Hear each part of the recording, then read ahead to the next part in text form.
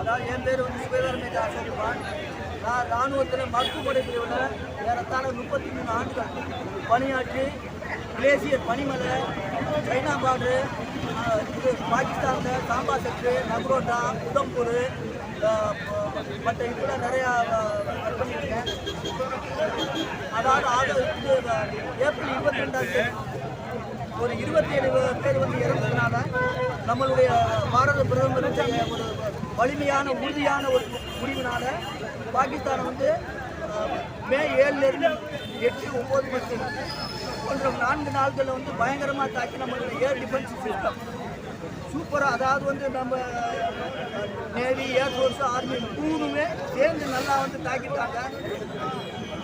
தீவிரவாதிகளுடைய 9 இடங்களை தாக்கியிருக்காங்க. அதாவது பாகிஸ்தானில் 5 இடமும், பிஓகேல 4 இடமும், அதுக்கடுத்து இது அதாவது இராணுவத்தினுடைய தளவாடங்கள்.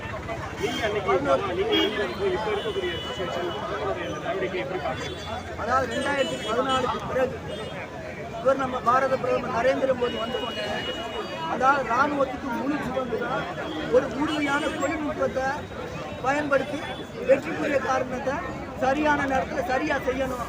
அதே மாதிரி இது வந்து ஒவ்வொரு ஆண்டுகளுக்கு அதுக்குரிய பயிற்சிக்குரிய இது வந்து முறைப்படி எல்லாம் ஒதுக்குறாங்க.